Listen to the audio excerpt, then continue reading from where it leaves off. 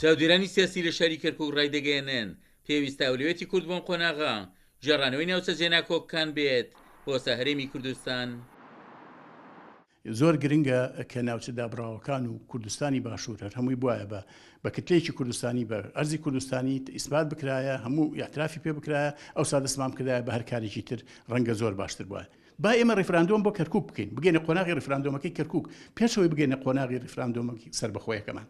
ئێمە کە ئەرزەکانمان هەمووی بوو یەک ئەرز ئەو کاتە تەسەورەکەم ئەبین بە دەوڵەتێکی بەهێز بە هێزی کەرکووکەوە وەکو اقتصاد بەهێزی کەرکووکەوە وەکو کتلەیەکی بەشەری وەکو دڵسۆزی کەرکووچەکان بۆ قەزەی کوردی ئەمانە هەمووی فاکتەری هێزی کورد ئەبێت.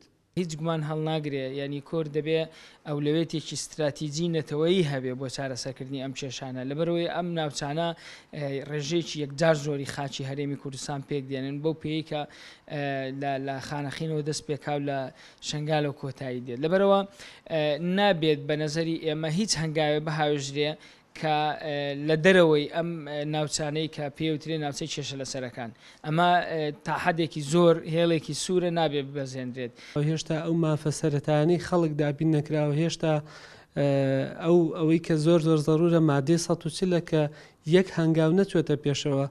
من وازانم یعنی کەرکووک دووبارە ئەبێتەوە مامجەژنی هێشتا خەڵتی ئەوراقەکرێتەوە.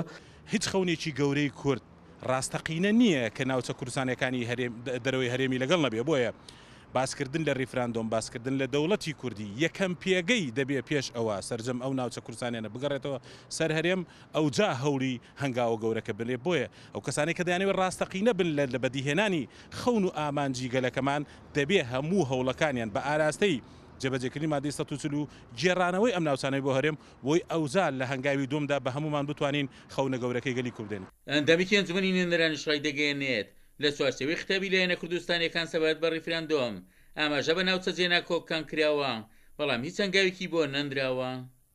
بەیانی حیزبە کوردستانیەکان وا قەرارەکە لە 25 ڕیفراندۆمی کوردستان ناوچە دابڕاوەکانی کوردستانیش بگرێتەوە. من بەفعلی یان بەکردەوە ئەم کارە نابینە بەڕاستی چونکو هەنگاوی بۆ نەنراوە تەنها یەک قسە کراوە یەک بەیانێ دەکراوە ناوی کەرکووک و ناوچە دابڕاوەکانی تێدا کراوە. دەبێت پێشوەخت ئامادەکاری بکرێ بۆ ئەم پرسە ئەوەی کە پەیوەندی بە کەرکووک و ناوچە کێشە لەسەرەکانیان دابڕاوەکان وەک چاودێرانی سیاسی ئاماژەی بۆ دەکەن لە پێناو زامنکردنی ئایندەی ناوچە جێنا کۆکەکان پێویستە فشاری لایەنە کوردستانیەکان لە بەغدایەک بخرێت لە پێناو زامنکردنی جێڕانەوەی و ناوچانە بۆ هەرێمی کوردستان.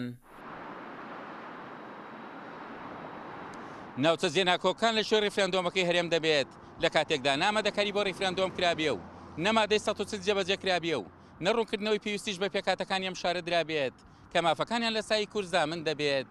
عومەر غەریب، کورسات نیوز، کەرکووک.